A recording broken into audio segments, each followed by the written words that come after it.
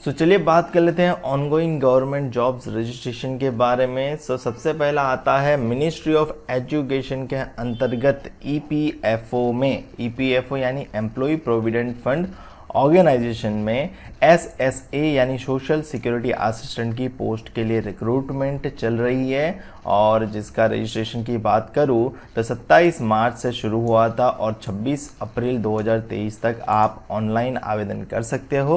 तो यदि आपको ऑनलाइन आवेदन करना है तो 26 अप्रैल 2023 से पहले आवेदन कर देना। पोस्ट का नाम है social security assistant, group C की पोस्ट है। स्केल ऑफ पे क्या रहेगा, लेवल 5 का रहेगा, जहां पे बेसिक पे आपका 29,000 से स्टार्ट होगा। तो करीब करीब आपका सैलरी टोटल जो ग्रॉस सैलरी बनता है वो बनेगा 49,000 50,000 के करीब मंथली। अप्लाई करने की लिंक आपको मैंने डिस्क्रिप्शन में दे दी है, तो डिस्क्रिप्शन में दी गई लिंक से आप आवेदन कर सकते हो।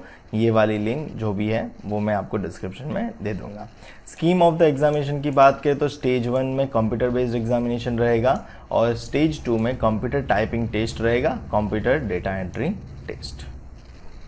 वैकेंसी की बात करूँ तो वैकेंसी आपका स्टेट वाइज आप वैकेंसी देख सकते हो, रीजन या कहें या फिर स्टेट कहें, ठीक है। यहाँ पे स्टेट है, यहाँ पे रीजन मेंशन है, तो रीजन वाइज आप वैकेंसी देख सकते हो। और ये कॉलम वाइज आपको कैटेगरी वाइज भी वैकेंसी देखने को मिल जाएगी।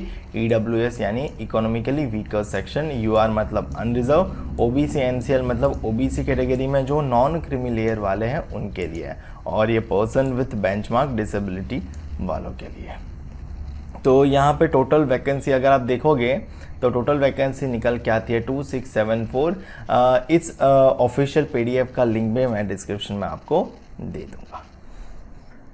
क्वालिफिकेशन की बात करूँ यानी एजुकेशन क्वालिफिकेशन, तो यहाँ पे must possess the bachelor's degree from recognized university as on the closing date for online registration, यानी रजिस्ट्रेशन जिस दिन क्लोज हो रहा है उस दिन तक आपके पास बैचलर्स डिग्री की कोई भी स्ट्रीम से डिग्री हो तो चलेगा, बट आपके पास बैचलर्स डिग्री होनी चाहिए और आपके पास टाइपिंग स्पीड भी होनी चाहिए 35 वर्ड्स पर मिनट इन इंग्लिश और 30 वर्ड्स पर मिनट इन हिंदी। तो ये टाइपिंग स्पीड का भी आपका रिक्वायरमेंट यहाँ पे मांगा गया है। एज लिमिट की बात करूँ तो एज लिमिट मिनिमम 18 साल है, मैक्सिमम 27 साल है। रिलैक्सेशन की बात करूँ एज रिलैक्सेशन तो SC ST वालों को 5 साल का, OBC वालों को 3 साल का और पर्सन विद बेंचमार्क डिसेबिलिटी वालों के लिए 10 साल का एज रिलैक्सेशन रहेगा। एग्जाम पैटर्न की बात करूँ तो फेज़ 1 का जो एग्जाम पैटर्न रहने वाला है वो कुछ इस प्रकार से है, जहाँ पे जनरल एप्टीट्यूड 30 क्वेश्चन 120 मार्क्स रहेगा, general knowledge and general awareness 30 question 120 marks रहेगा, क्वांटिटेटिव एबिलिटी 30 क्वेश्चन 120 मार्क्स रहेगा, general English with comprehension 50 question 200 marks रहेगा और कंप्यूटर लिटरेसी 10 क्वेश्चन 40 मार्क्स रहेगा। टोटल कुल मिला के 150 क्वेश्चन होंगे और 600 मार्क का पेपर रहेगा। टोटल एक क्वेश्चन कैरी करेगा 4 मार्क्स का और यहाँ पे टोटल ड्यूरेशन आपको मिलता है 2 घंटा 30 मिनट, यानी टोटल 150 मिनट आपको मिलेगा। ये क्यूमुलेटिव मिलेगा, यानी आप किसी भी सेक्शन में से किसी भी सेक्शन में जंप कर सकते हो। और For each wrong answer there will be a negative marking of 1/4 of mark assigned to that question, यानी आपकी यहाँ पे नेगेटिव मार्किंग भी है। एक क्वेश्चन गलत होने पे आपका उसका 1/4 मार्क निकल जाएगा, यानी 4 मार्क का एक क्वेश्चन है तो एक क्वेश्चन गलत होने पे 4 मार्क तो नहीं मिलेंगे और साथ ही साथ 1 मार्क्स और कट हो जाएगा आपके अर्जित मार्क्स में से। दूसरा फेज़ 2 है, फेज़ 2 है skill computer skill test, computer data entry test, जहाँ पे आपका टाइपिंग टेस्ट लिया जाएगा। जैसे कि बोला गया था इंग्लिश में 35 वर्ड्स पर मिनट आपका टाइप होना चाहिए और हिंदी में 30 वर्ड्स पर मिनट आपका टाइप होना चाहिए। एप्लीकेशन फ़ीस की बात करो तो name of the post SSA की एप्लीकेशन फ़ीस है ₹700 फॉर जनरल EWS और OBC कैटेगरी वालों के लिए, और SC ST PWBD female candidate और एक्स सर्विसमैन कैंडिडेट के लिए कोई फ़ी चार्जेस नहीं है। ये कुछ हेल्प डेस्क के नंबर है, अगर आपकी कोई भी क्वेरी हो तो आप इन पर कांटेक्ट कर सकते हो, कंप्लेंट कर सकते हो ताकि वो आपको हेल्प कर सकें। ये लिस्ट ऑफ एग्जामिनेशन सेंटर है कि कौन से स्टेट में कौन सा एग्जामिनेशन सेंटर रहने वाला है, तो आप अपने स्टेट के अनुसार अपना एग्जामिनेशन सेंटर देख सकते हो और उसी वाइज आपको प्रायोरिटी या फिर सिलेक्ट करना रहे। अब बात करते हैं दूसरी ऑनगोइंग गवर्नमेंट जॉब्स रजिस्ट्रेशन के बारे में, और ये भी मिनिस्ट्री के अंतर्गत ही आती है। अगर आपको वेरियस मिनिस्ट्री के डिपार्टमेंट के अंतर्गत जॉब चाहिए, सेंट्रल गवर्नमेंट में जॉब चाहिए, तो उसका हर साल एक सबसे बड़ा नोटिफिकेशन आता है जिसको बोला जाता है SSC CGL। CGL यानी कंबाइंड ग्रेजुएट लेवल एग्जामिनेशन। तो ये 2023 का नोटिफिकेशन है, जहाँ पे रजिस्ट्रेशन आपका स्टार्ट हो रहा है 3 अप्रैल 2023 से लेके 3 मई 2023 तक, यानी आपको पूरा 1 महीना दिया जाएगा आवेदन करने के लिए। तो यदि आप इसके लिए आवेदन करना चाहते हो तो 3 मई 2023 से पहले आवेदन ज़रूर कर देना, क्योंकि उसके बाद ये विंडो एक्सटेंड नहीं होती। टीयर 1 का एग्जामिनेशन होगा जुलाई 2023 के अंतर्गत, और टीयर 2 का एग्जामिनेशन टेंटेटिवली होगा, जो अभी बताया नहीं गया है।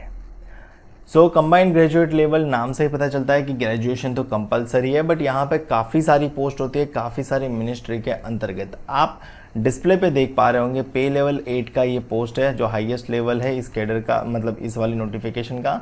असिस्टेंट ऑडिट ऑफिसर और असिस्टेंट अकाउंट्स ऑफिसर, जो ऑडिट डिपार्टमेंट के अंतर्गत CAG के अंतर्गत आता है, और गैजेटेड ग्रुप बी पोस्ट है, गैजेटेड ग्रुप बी पोस्ट है। 18 से 30 साल एज लिमिट है। उसी प्रकार से आप पे लेवल 7 का भी पोस्ट देख सकते हो, कौन कौन से डिपार्टमेंट में, intelligence bureau, railways, external affairs, electronics and communication, CBIS, IC director of enforcement, central bureau, और एज लिमिट भी देख सकते हो। लेवल 6 का, पे लेवल 6 का आप पोस्ट देख सकते हो, और डिपार्टमेंट देख सकते हो, और एज लिमिट भी देख सकते हो। लेवल 5 का भी देख लेना, लेवल 4 का भी देख लेना, तो आपको एज लिमिट वेरिएशन में देखने को मिल जाएगा। मिनिमम एज लिमिट 18 साल है, मैक्सिमम 30 ईयर्स तक है, बट कुछ पोस्ट के लिए 27 साल है, कुछ पोस्ट के लिए 30 ईयर्स है, जैसे कि यहाँ पे आप देख पा रहे होंगे। ठीक है, चलिए आगे बढ़ते हैं। और वैकेंसी यहाँ पे ये लोग टोटल डिस्प्ले नहीं करते हैं, तो वैकेंसी टोटल कितनी है ये पता नहीं चलती, बट अच्छी खासी वैकेंसी होती है। एज लिमिट की बात करें तो जैसे बताया है उस प्रकार से एज लिमिट आपको 18 से 27 साल, या फिर 20 से 30 साल, या फिर 18 से 30 साल, या फिर 18 से 32 साल का एज लिमिट आपको देखने को मिलेगा। अगर रिजर्वेशन की बात एज रिलैक्सेशन की बात करें तो SC ST कैटेगरी वालों को 5 साल का, OBC के लिए 3 साल का, पर्सन विद बेंचमार्क डिसेबिलिटी यानी दिव्यांग जनों के लिए 10 साल का एज रिलैक्सेशन रहता है। और भी काफ़ी सारी कैटेगरी होती है जिसके लिए एज रिलैक्सेशन होता है। अगर आप वो उस कैटेगरी को बिलोंग करते हो तो आप एक बार नोटिफिकेशन ज़रूर चेकआउट कर लेना। मैं आपको नोटिफिकेशन की लिंक डिस्क्रिप्शन में दे दूंगा, और एज वेल एज अप्लाई करने की भी लिंक आपको डिस्क्रिप्शन में दे दूंगा। अब एसेंशियल एजुकेशन क्वालिफिकेशन में 1 अगस्त 2023 के अनुसार देखना है, और assistant audit officer, assistant account officer के लिए बैचलर्स डिग्री होल्डर कोई भी स्ट्रीम से हो वो आवेदन कर सकता है, बट डिज़ायरेबल ही है। डिज़ायरेबल का मतलब होता है कि ये इच्छुक है, मतलब ये चाहिए, बट ज़रूरी नहीं कि ये होना ही चाहिए, मस्ट नहीं है, ये डिज़ायरेबल है। ठीक है, ये ना होगा तो भी आप आवेदन तो कर ही सकते हो, बैचलर्स डिग्री होल्डर वाले। ठीक है, JSO में ही एक थोड़ा सा डिफरेंट है कि JSO अगर आप जूनियर स्टैटिस्टिकल ऑफिसर के लिए आवेदन कर रहे हो तो बैचलर्स डिग्री कोई भी सब्जेक्ट में होगा तो चलेगा, यूनिवर्सिटी या फिर इंस्टीट्यूशन, बट 60% मिनिमम मार्क्स होने चाहिए मैथमेटिक्स में 12th स्टैंडर्ड में। ठीक है, सो या तो आपके पास कोई भी स्ट्रीम से बैचलर्स डिग्री हो और 12th स्टैंडर्ड पे मैथमेटिक्स में 60% हो, या तो आपने जो बैचलर्स डिग्री करी है वहाँ पे एक सब्जेक्ट होना चाहिए statistics as one of the subject. So दोनों में से कोई भी कंडीशन अगर आप सेटिस्फाई करते हो तो आप JSO के लिए आवेदन कर सकते हो। बाकी सभी पोस्ट के लिए आपके पास बैचलर्स डिग्री होगा तो आप एलिजिबल हो, तो आप आवेदन कर सकते हो। ये रहा लिखा है। कैसे अप्लाई करना है वो आपको इसी PDF के अंतर्गत मिल जाएगा, स्क्रीनशॉट टू स्क्रीनशॉट, तो आप एक बार ज़रूर चेक कर लेना ये वाली PDF, और आवेदन करने की लिंक मैं आपको डिस्क्रिप्शन में दे दूंगा। एप्लीकेशन फ़ीस की बात करूँ तो 100 रुपया है हर एक कैंडिडेट के लिए, बट अगर यदि वुमन कैंडिडेट है और SC ST person with benchmark disability और एक्स सर्विसमैन है तो उनके लिए कोई फ़ी चार्जेस नहीं है, वो फ्री में आवेदन कर सकते हैं।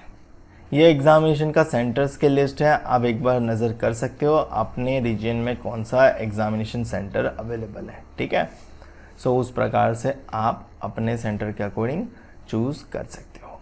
एग्जामिनेशन की स्कीम क्या रहेगी, यानी सिलेक्शन प्रोसीजर कैसे रहेगा, तो टीयर 1 का एग्जामिनेशन होगा, फिर टीयर 2 का एग्जामिनेशन होगा। और एग्ज़ाम पैटर्न कैसी होगी, तो एग्ज़ाम पैटर्न कुछ इस प्रकार से होती है।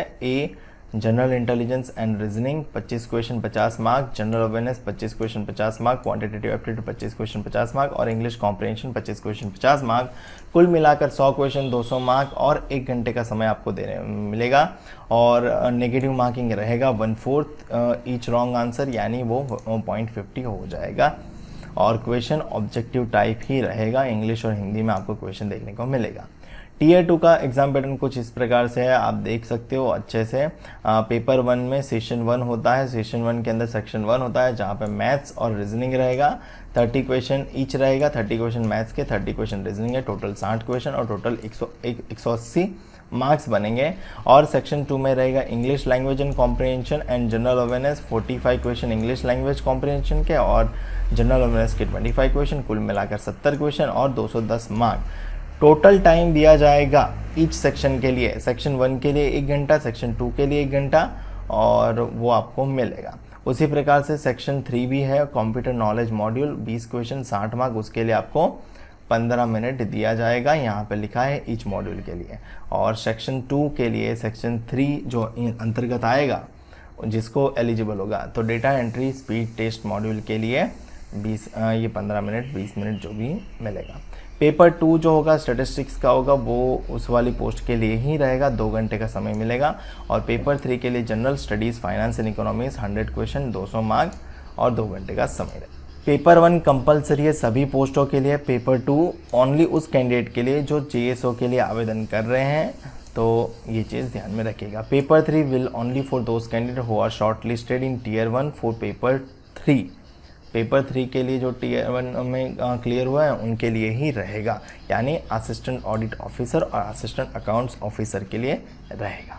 सिलेबस इसी PDF के अंतर्गत दे दिया जाता है, तो आपको सिलेबस के लिए कहीं और जाने की ज़रूरत नहीं रहती है। CGL का सिलेबस आपको इसी PDF में मिल जाता है, जैसे जनरल इंटेलिजेंस एंड रीजनिंग का सिलेबस आप यहाँ पे देख पा रहे होंगे। सो ये था रीजनिंग का सिलेबस। अब जनरल अवेयरनेस का सिलेबस आप देख पा रहे होंगे। उसके बाद आपको क्वांटिटेटिव एप्टीट्यूड का सिलेबस देखने को मिल जाएगा। उसके बाद आपको इंग्लिश कॉम्प्रिहेंशन का सिलेबस भी देखने को मिल जाएगा। और आपको टीयर 2 का भी इंडिकेटिव सिलेबस इसी PDF के अंतर्गत मिल जाएगा। PDF का लिंक आपको डिस्क्रिप्शन में दे देने वाला हूँ, तो आप वहाँ से चेकआउट कर सकते हो। यहाँ पे module 1 of session 1 of paper 1 mathematics ability का सिलेबस है। आपको चैप्टर 2 दिया है, चैप्टर के अंदर टॉपिक भी मेंशन है, तो आपको उसी टॉपिक के रिगार्डिंग पढ़ना है, पूरा चैप्टर नहीं पढ़ना है। ठीक है, सो मैं आपको ये वाला सिलेबस आपको लिंक डिस्क्रिप्शन में दे दूंगा PDF का, तो आप एक बार PDF डाउनलोड करके ये वाला सिलेबस डाउनलोड कर लेना, आपको PDF के साथ सिलेबस की लिंक मिल जाएगी। सो यहाँ पे आपको बताया गया है स्क्रीनशॉट के द्वारा कि आपको रजिस्ट्रेशन कैसे करना है, बेसिक डिटेल कैसे बनी है, तो ये स्क्रीनशॉट को रिफ़र करके आप अपना रजिस्ट्रेशन कर सकते हो। अच्छे से ये गाइडेड किया गया है, तो आपको एक बार ये ज़रूर चेकआउट कर लेना है और उस प्रकार से आपको रजिस्ट्रेशन ज़रूर कर देना है। ठीक है, सो फिलहाल वर्तमान समय में ये दोनों ही एप्लीकेशन फॉर्म्स रजिस्ट्रेशन चल रहे हैं। जैसे ही कोई और आता है मैं आपको इन्फॉर्मेशन दे दूंगा। ऐसी और जानकारी के लिए हमारे चैनल को सब्सक्राइब ज़रूर कर लीजिएगा। मिलते हैं अगले वीडियो में।